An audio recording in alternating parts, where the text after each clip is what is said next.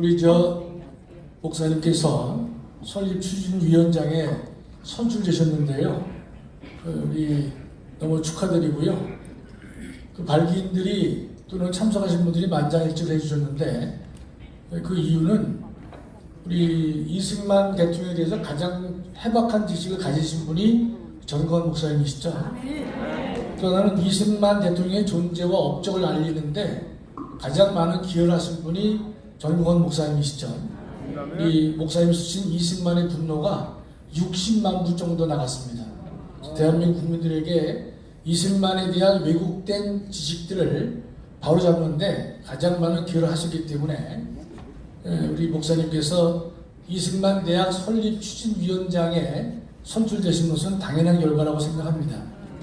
또 목사님께서는 일찍이 이승만 대학은요, 이승만의 분노라는 책자에서 이승만 대학의 설립을 이미 주장하신 바가 있습니다.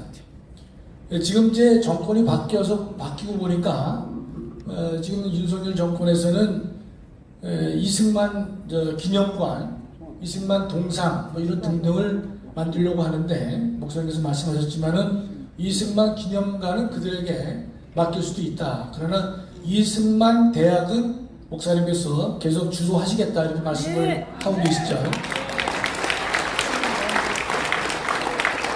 저도 목사님 생각에 좀 감사하게 생각하는 것은 이승만 대학의 설립을 처음부터 말씀하셨고 지금도 이승만 대학의 방향을 확고하게 가지고 계시기 때문에 정부가 이것을 가지려 한다든지 다른 단체가 이것을 빼앗으려 한다. 이것은 제가 볼 때는 허용될 수 없다고 생각합니다. 법적인 특허는 가지고 있지 않지만 사실상의 이승만 대학 설립 추진 설립권은 전광훈 목사님께 유보되어 있다고 생각합니다. 다른 목사님 조금 전에 말씀을 하시는데 세계 최고의 대학을 만드시겠다고 그러셨는데 다 영어로 강의한다 그러셔가지고 저는 상당히 맥이 빠집니다. 혹시 멤버로 좀 껴볼까 그랬었는데 저는 영어로 강의할 능력이 안 됩니다. 그래서 저는 그러나 추진하는데 전적으로 노력을 많이 하겠습니다. 우리나라의 그 이승만 대통령에 대해서는 동상도 제대로 없고 기념관도 없고 이제 대학의 문제를 이제 만들려고 하는데 여러분 미국의 조지 워싱턴에 대해서 좀 말씀을 드릴게요. 조지 워싱턴 건국 대통령을 기념하기 위해서 여기는 조지 워싱턴 대학이 있죠. 이승만 대통령이 나오신 대학인데 조지 워싱턴 대학만 있는 것이 아니라 버지니아주에는요 워싱턴 앤 리는 누군가면 남부의 남북 전쟁할 때 남북에서 이 대표 장군이 리 장군입니다. 리 장군. 그래서 이승만 앤 리 대학이 미국에 현재 있습니다. 미국에서 9번째 오래된 대학이에요. 그럼 거기서 리 장군은 남부군의 책임자거든요. 근데 조지 워싱턴은 이제 북군이었단 말이죠. 그럼 두 이름을 왜 섞었느냐? 왜냐면 그 당시에는 버지니아주가 남쪽에 속했습니다. 그래서 남부군의 책임 역할한 주가 버지니아주였기 때문에 그 미국에서 남과 북의 연합을 상징하기 위해서 워싱턴 앤 리 대학을 미국에서 9번째로 만들어서 운영되고 현재도 있습니다. 또 조지 워싱턴을 기념하기 위해서 미국에서는 주 이름도 워싱턴주가 있죠. 그렇죠? 그 다음에 뉴저지와 뉴욕을 잇는 최고의 미국의 다리가 조지 워싱턴 브릿지라고 되어 있단 말이죠. 그러니까 미국은 모든 것을 명명할 때 첫 번째로 할 때가 조지 워싱턴 이름을 거명하고 있습니다. 세계 최초의 전략 핵 잠수함도 조지 워싱턴 함으로 되어 있는 것이에요. 또 미국 화폐를 보면 1달러에 보면 조지 워싱턴 대통령의 얼굴이 들어가 있는 것이죠. 미국은 법에다가 어떻게 했냐면 이 조지 워싱턴 대통령의 인물이 집회에 있는데 법으로 연방법으로 이걸 바꾸지 못하게 했습니다. 그 인물을 바꾸지 못하게 했죠. 물론 미국에서 100불짜리는 조지 워싱턴 대통령이 아니지만은 가장 상징적인 일부의 워싱턴 대통령의 얼굴이 있단 말이죠. 그렇게 미국은 건국 대통령을 대학에서 또 주 명칭에서 다리 이름에서 핵 잠수함을 만들 때에도 늘 조지 워싱턴을 기념하고 있는데 대한민국은요 전혀 아닌 것이죠. 조금 전에 보던 도올 같은 인간도 우리 이승만 대통령 왔다가 뭐 이 새끼 저 새끼 하는 나쁜 새끼죠. 그렇죠? 네. 죽이는 새끼예요. 그 새끼. 그 목사님께서는 이제 KBS에서 이제 그 대담 토론을 목사님이 원하시는데 목사님이 도를 지적했어요.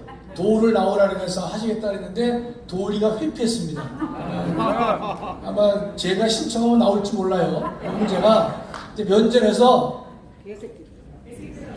뭐 개새끼인지 하여튼 소새끼인지 그놈은 새끼라고 불러도 당연한 말이죠. 예. 지금 이제 이승만 대통령에 대해서는 뭐 광장도 제대로 안 돼 있고 기념관, 동상도 어디 조그만 데 있단 말이죠.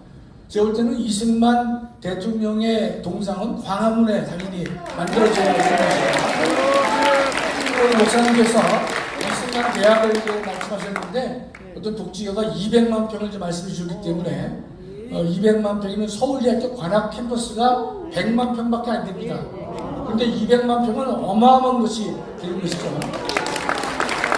또 이승만 대통령이 대한민국의 화폐에 이승만 대통령의 얼굴이 있었습니다. 실제로 7개 있었어요. 있었는데 이 박정희 정부에 들어와서 없애버렸습니다.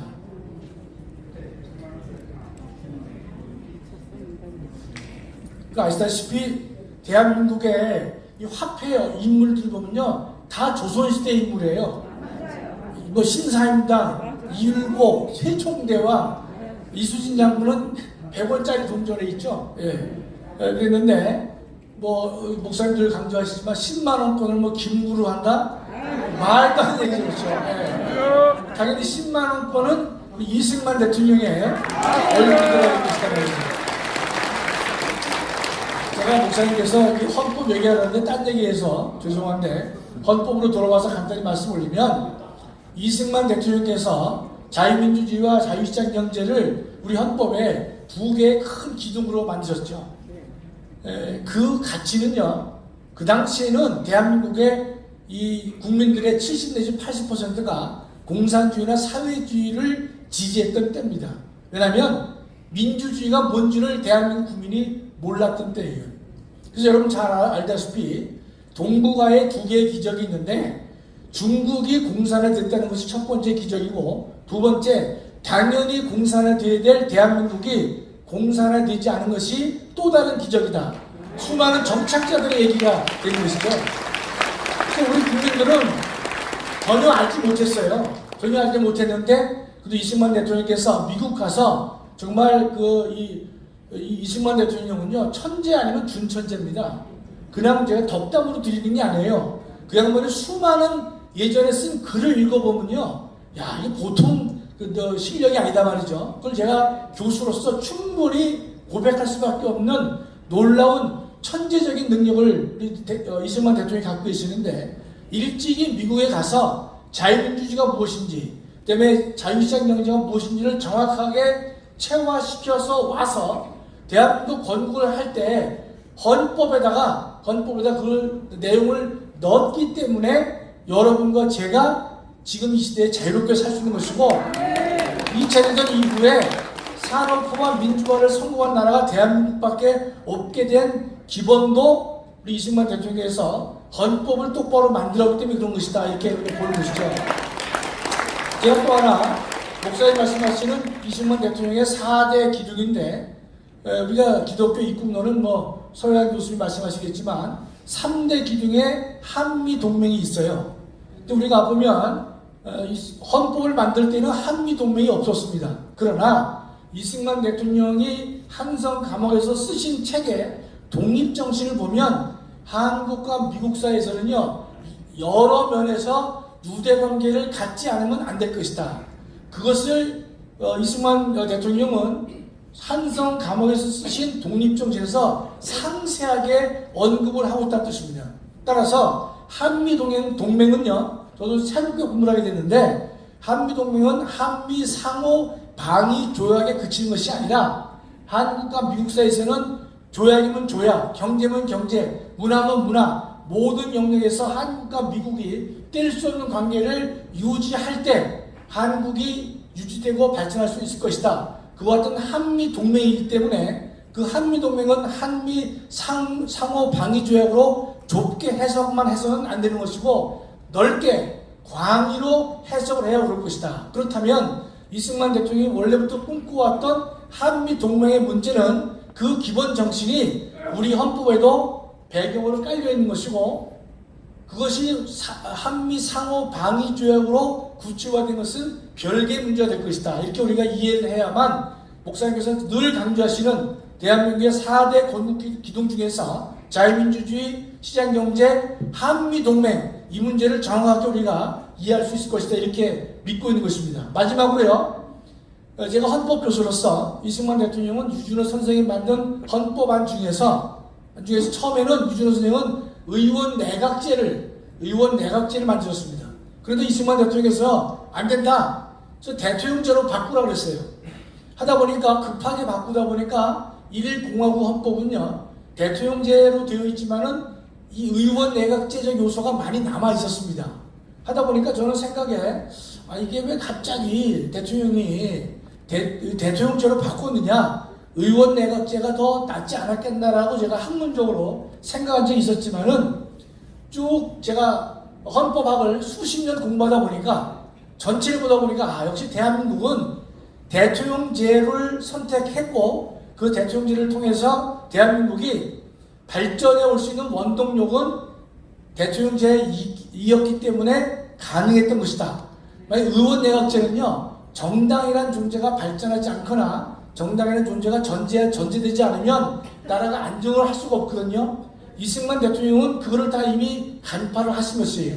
정당도 없었고 발전도 안 됐고 또 대한민국을 맨 바닥에서 정상으로 올리기 위해서는 대통령을 통해서 대통령이 4년, 8년 그 이상으로 예컨대 힘을 모아서 국정을 이끌어 가야만 나라가 바로 설 것이다. 그래서 조그만 헌법학자 입장에서는 논리적으로 왜 대통령제이었겠냐 할지 몰라도요. 전 세계적으로 대통령제를 선고한 나라는 미국밖에 없습니다.